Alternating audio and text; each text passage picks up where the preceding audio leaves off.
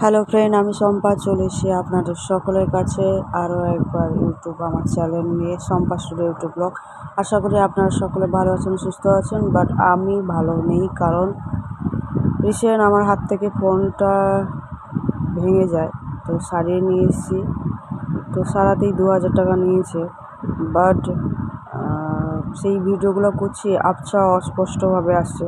আর 3 নম্বর ব্যাপার হচ্ছে, আমি এর আগে এই ভিডিওটা আপলোড করেছিলাম, বাট ওর সাউন্ডটাই কপিরাইট দেখাচ্ছে। আমি বুঝতে পারছি না, যেহেতু আমি নতুন ভিডিও করছি সেই জন্য কপিরাইট হয়ে গেছে। আর ভালোও লাগছে না, কারণ যত সাবধানবশত আমি ভিডিও এডিট করি না কেন, সেই কোনো না কোনোভাবে একটা ইস্যু দেখাবে, হয় ইউটিউবে না হলে ফেসবুকে। তো চলুন আজকের ভিডিওটা শুরু করা যাক। তো এখানে আমার ছেলে আমার যতগুলো ক্লিপ ছিল সব মাথায় লাগিয়ে নিয়েছে এই কারণে। তো ওর বাবা ওকে বলেছিল ওকে ঘুরতে নিয়ে যাবে।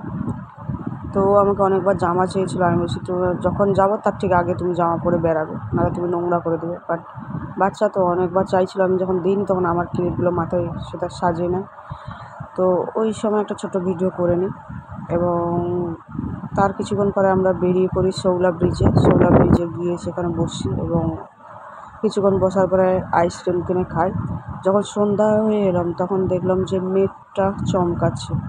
তো রাতের দিক করে বৃষ্টি হয়েছিল ঠিকই, কিন্তু সেই মুহূর্তে তার বাবা বললো যে তাড়াতাড়ি বাড়ি ফিরে চলো, নাহলে রাস্তায় যখন বৃষ্টি শুরু হবে তখন ধরো দাঁড়ানোর জায়গা পাবে না, আর তার সঙ্গে সঙ্গে ছেলেটাও বৃষ্টিতে ভিজবে। যেহেতু রিসেন্ট ওরা একটু শরীর অনেকটাই খারাপ ছিল, তো সাময়িকভাবে ওরা সুস্থ হয়ে উঠেছে, সেই জন্য আবার মোটর সাইকেলে যাবে, একটু হাওয়ারই লাগবে।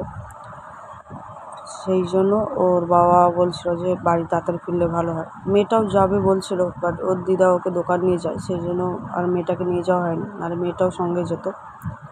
তো বাড়ি ফিরি, এবং রাতে প্রচুর পরিমাণে বৃষ্টি, বাজ পরেও, এবং কারেন্টও চলে গেছিলো।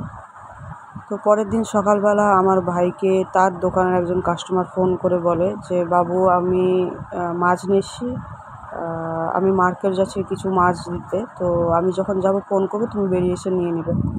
তো এই কাস্টমারটা বাবা থাকাকালীন তখন থেকেই মাল করতো, এবং তাদের ফিশারি যখন মাছ ধরতেন তখনই আমার বাবাকে দোকানে দিয়ে যেত। তো যেহেতু বাবা নেই, আর শনিবার,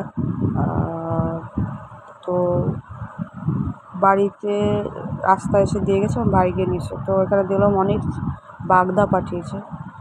তো কিছু বাগদা বাড়িতে রেখেছি, কিছু বাগদা বাড়ির পাশে জেঠিমা এবং আমার বাড়ির পাশে বৌদি হয় তাকে কিছুটা দিয়েছি। তো প্রথমে অনেক মনে হচ্ছিলো যখন ছাড়িয়ে ফেলি অল্প, তারপর যখন বাজি আরও অল্প।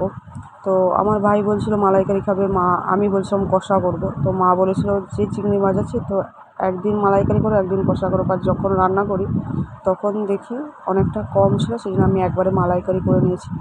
আর শুধু তো মালাইকারিতে ভাত খাওয়া যাবে না, সেই জন্য দই পটল করেছি এবং ফ্রাই ডাল করেছি, তার সঙ্গে সাদা ভাত এবং পাতিলেবু এবং পাকা আম।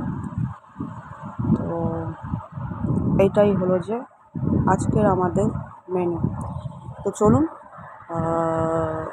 এবার আমি আমার মা ভাইয়ের জন্য টিফিন বক্সে খাবার বেড়ে নিচ্ছি, কারণ আমার স্বামী খেতে আসে 12টা নাহলে 12:30টার দিকে।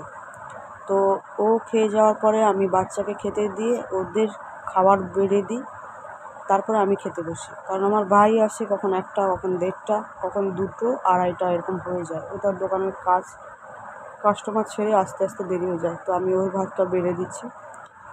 বেড়ে দেওয়ার পরে আমি খেয়ে দিয়ে আমার কাজবাজ শেষ করে নিই। তো এইভাবে দিনগুলো কাটছিল। তো যদি আমার চ্যানেলটাকে ভালো লেগে থাকে তো প্লিজ লাইক, শেয়ার, সাবস্ক্রাইব করতে ভুলবেন না। দেখতে থাকুন Shampa studio YouTube blog channel. আশা করি আপনারা পাশে একটু যদি থাকেন তো আমার সাবস্ক্রাইবটা একটু বাড়বে। তো অনেক দিন ভিডিও করিনি, তো সাবস্ক্রাইবও কমে গেছে। তো প্লিজ একটু পাশে থাকুন, আর বেশি করে লাইক, শেয়ার, সাবস্ক্রাইব করুন, আর দেখতে থাকুন Shampa studio YouTube blog channel.